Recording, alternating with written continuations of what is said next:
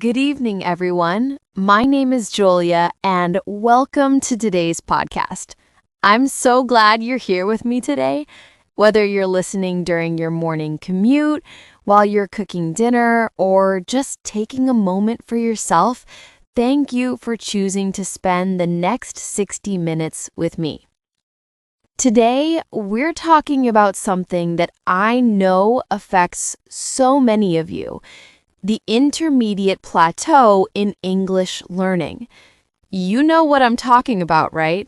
That frustrating feeling of being stuck. You've been studying for months, maybe years. You understand a lot. You know the grammar rules. You have a decent vocabulary. But when it comes to actually speaking, to actually using English in real-time conversations, something just doesn't click. The words don't flow. You hesitate. You translate in your head. And you wonder, will I ever sound fluent? If this sounds like you, I want you to know that you're in exactly the right place. Over the next hour and a half, we're going to break down this plateau together. I'm going to share with you 4 powerful pillars, practical, proven strategies that will help you move from feeling stuck to feeling confident and fluent. This is not going to be a lecture where I just throw information at you. Think of this as a conversation between us. I'm here as your guide, your coach. And my goal is simple. By the end of today's session, you'll have a clear roadmap, specific techniques you can start using today, and most importantly, the confidence that fluency is absolutely within your reach. So, get comfortable. Maybe grab a notebook if you want to take some notes, or just listen and absorb. We're about to go on a journey together. Let's begin. Take a deep breath. If you're listening to this right now, I want you to know something important. You are not alone in this struggle. You've been studying English for a while now. Maybe it's been a year, maybe 2, maybe even longer. You understand most everyday conversations. When you watch a movie with subtitles, you catch most of the dialogue. You know the basic grammar, present, past, future tenses. You have a decent vocabulary. You can read articles, understand emails, and follow along in meetings or classes. But here's the challenge, and I know you feel it. You feel stuck. It's frustrating, isn't it? You put in the hours, you watch videos, you listen to podcasts like this one, you maybe even take classes or use apps. And yet, when someone asks you a question in English, you still pause. You still translate in your head. You still search for words. Your speaking feels slow, hesitant, sometimes even clumsy. Let me paint you a picture. Imagine you're on a long road trip. The beginning was exciting. You were learning something new every day. Every word was an achievement. Every sentence you formed felt like a victory. But now it feels like you're driving on a long, flat highway in the middle of nowhere. You keep driving, but the scenery doesn't change. You don't seem to be getting closer to your destination. The enthusiasm is fading. You might even be asking yourself, am I ever going to get there? Is fluency even possible for me? This feeling, this place where you are right now, has a name. It's called the intermediate plateau. And let me tell you something that might surprise you. This plateau is not a sign of failure. It's actually a sign that you're ready for the next level. Think about it this way. When you were a beginner, everything was new. Your brain was absorbing information like a sponge. But now, your brain has enough information. What it needs is not just more information, it needs transformation. It needs to reorganize what you already know. It needs to move from knowing about English to being able to use English automatically, naturally, confidently. Many people think the solution is simple. Just learn more words, study more grammar, practice more. But that's like trying to break through a wall by throwing more bricks at it. It doesn't work. The real key is to change how you learn and, more importantly, how you think about fluency. So let's reframe this together. Fluency isn't about being perfect. It's not about never making mistakes or sounding exactly like a native speaker. Fluency is about being able to communicate clearly and confidently. It's about getting your ideas across without your brain freezing up. It's about thinking in English, not translating from your native language. Here's the core metaphor I want you to hold on to throughout this entire journey we're about to take together. Think of your English journey like building a house. The beginning phase, that was building the foundation and the walls. Essential, but relatively straightforward. You follow the blueprints, you lay the bricks, you build the structure. But the intermediate phase, this is the tricky part. This is where you're installing the electrical system, the plumbing, the heating, the complex internal details that make the house actually livable. This phase requires specific tools, specialized knowledge, and a different kind of patience. You can't just pile on more bricks. You need to understand the systems, make connections, and ensure everything works together smoothly. That's where we are now. And over the next 90 minutes, I'm going to give you those specialized tools. We're going to work through 4 fundamental pillars that will help you break through this plateau. Not overnight, I won't promise you magic, but with clear, proven strategies that thousands of learners have used to move from feeling stuck to feeling confident. Before we dive in, I need you to make a commitment to yourself. Not to me, but to yourself. This commitment is simple. For the next 90 minutes, you're going to stay open. You're going to try new approaches. You're going to challenge some beliefs you might have about language learning. And most importantly, you're going to be kind to yourself as we work through this together. Are you ready? Let's begin. Now let's address the elephant in the room. Vocabulary. You know a lot of words. Seriously, you do. If I asked you to count, you probably know thousands of English words.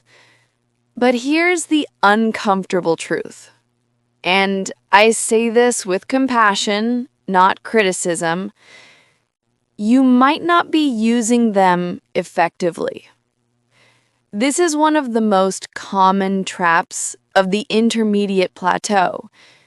You keep adding more words to your mental dictionary, but your speaking doesn't improve proportionally. Why? Because quantity doesn't equal quality when it comes to vocabulary. What matters is not just knowing words, but knowing how to retrieve them quickly, combine them naturally, and use them in the right context. Let me share something with you. I've worked with hundreds of intermediate learners, and I've noticed a pattern. When I ask them, "How do you learn new vocabulary?" most say something like, "I write the word down, I write the translation, and I try to memorize it." Sound familiar? Here's the problem with this approach. You're building your English vocabulary on top of your native language. Every time you want to say something, your brain has to go through this exhausting process. Think in your native language, search for the English equivalent, then produce the word. This creates a bottleneck. And the more complex your thought, the slower this process becomes. So let's start rebuilding your relationship with vocabulary. This will be a 3-part transformation. The first and most critical step is to break the habit of translating everything in your head. I know this sounds difficult. You might be thinking, but that's how I've always learned. And I get it. But stay with me. When you translate, you're forcing your brain to work twice as hard. You're keeping 2 language systems active simultaneously. Native speakers don't do this. When they see a dog, they don't think animal with 4 legs that barks equals dog. They just think dog. There's a direct connection between the concept and the word. You need to build these direct connections too. Here's how. Word association with sensory experience. Instead of linking the English word to your native language word, link it to an image, a feeling, or an action. Make it visceral. Make it real. Let me give you an example. Take the word apprehensive. If you're translating, you might think apprehensive equals your language word for worried or anxious. But try this instead. Close your eyes for a moment and picture this scene. You're a student sitting outside an exam room. Your hands are slightly sweaty. Your stomach feels tight.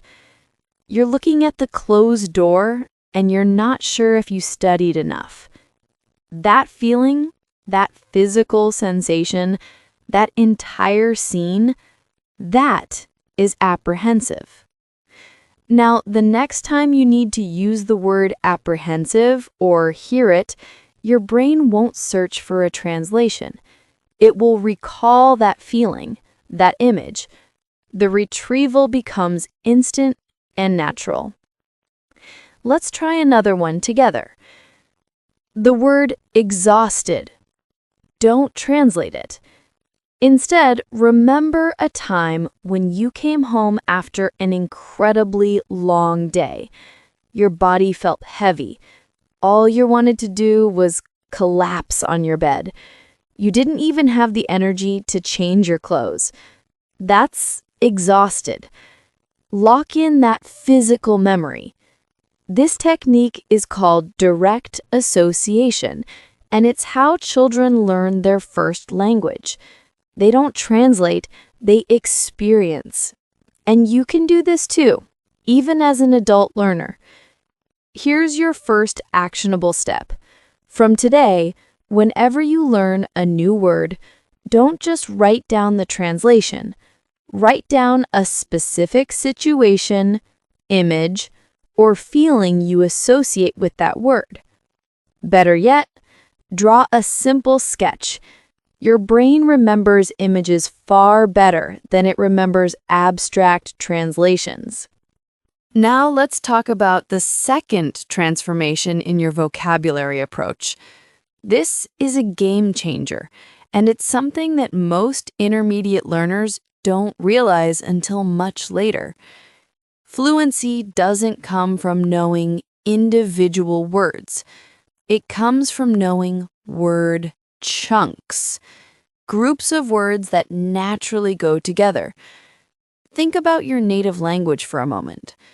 When you speak, do you select each word individually and then assemble them into a sentence? No, right? You speak in phrases, in chunks. Your brain has memorized entire patterns and you just fill in the specific details. Native English speakers do the same thing. They don't build sentences word by word like Lego blocks. They use pre-packaged phrases, collocations, phrasal verbs, and idiomatic expressions. Let me show you what I mean. If I asked you to describe rain, you might say big rain or strong rain because you're thinking word by word, but native speakers say heavy rain. Why? There's no logical reason. It's just the chunk that English uses. Similarly, we don't say do a mistake. We say make a mistake. We don't say a speech. We say give a speech. These are collocations, and they're the invisible glue that makes English sound natural. Here is the uncomfortable truth. If you're speaking word by word, you'll always sound like a learner, no matter how many individual words you know. But if you start thinking and speaking in chunks, you'll sound natural, even if your vocabulary isn't perfect. So, how do you start learning chunks instead of words? First, change how you take notes. When you learn a new verb, never write it down alone. Always write it with its common partners. For example, don't just write commit. Write commit to a decision, commit a crime, commit a mistake, commit to memory. Don't just write catch. Write catch a cold, catch someone's attention, catch a glimpse of, catch up with someone. Do you see the difference? You're not learning one word, you're learning 4 or 5 ready-to-use phrases. This means that the next time you want to express one of these ideas, your brain doesn't have to construct the phrase from scratch. It's already there, prepackaged and ready to go. Second, focus on high-frequency phrasal verbs. These are the verbs that native speakers use constantly in everyday conversation. Put off, take up, get over, look into, come across, run into, work out, figure out. Each of these has multiple meanings depending on context, which can feel overwhelming. But here is a secret. You don't need to memorize all the meanings academically.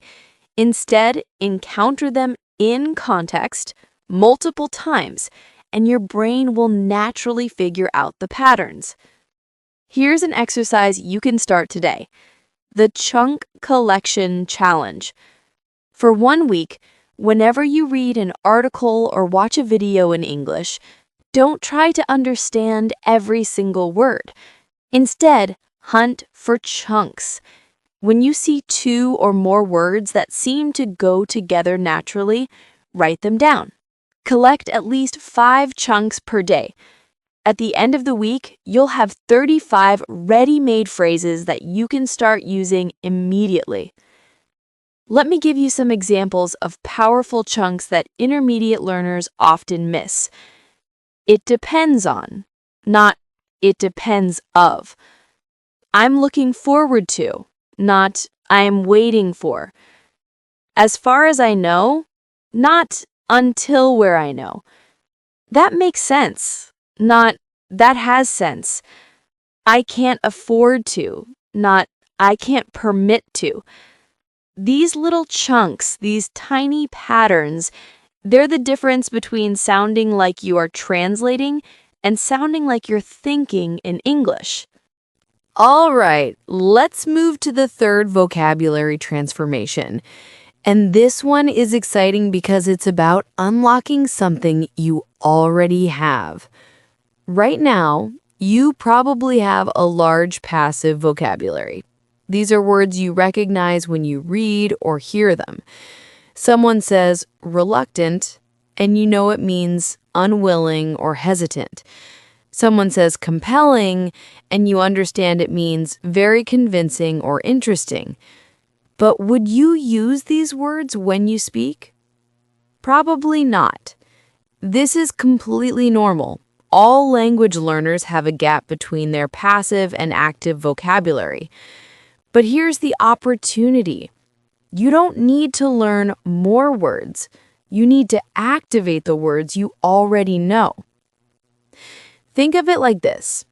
Imagine your vocabulary is like a closet full of clothes. You have a lot of clothes, but you only wear the same 5 outfits over and over because they're comfortable and easy to reach.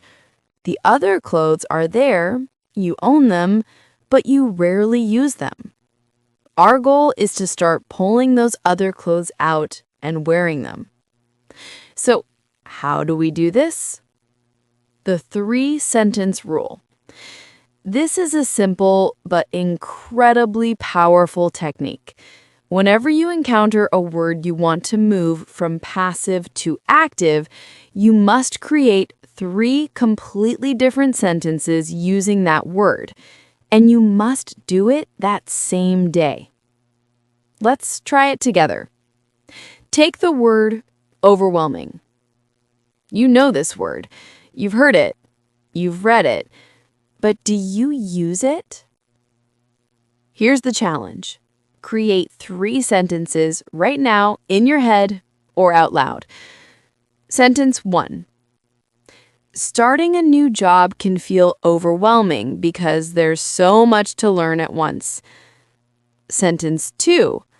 The support I received from my friends was overwhelming. I didn't expect so many people to help me. Sentence 3.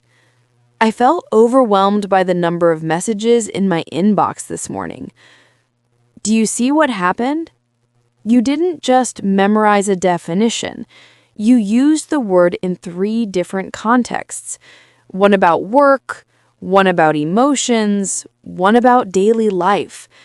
Your brain now has 3 neural pathways connected to this word instead of one vague connection. This dramatically increases the chance that you'll retrieve and use this word when speaking. Here's your second actionable step. Create a word activation journal. Every day, choose just 1 or 2 words from your passive vocabulary, words you understand but don't use, and apply the 3-sentence rule. Write them down or say them out loud. The key is production, not recognition. And here's a pro tip. Don't worry about perfection. Your 3 sentences don't need to be profound or grammatically flawless. They just need to exist. The act of producing the language, even imperfectly, is what moves words from passive to active. Let me also give you a challenge for the adventurous learners out there. The synonym swap. Take a common word you use all the time like good, bad, important, or interesting, and challenge yourself to replace it with a more specific word from your passive vocabulary for one entire day. Instead of good, try excellent, beneficial, effective, or remarkable. Instead of bad, try unfavorable, disappointing, problematic, or concerning. Instead of important, try crucial, essential, significant, or vital.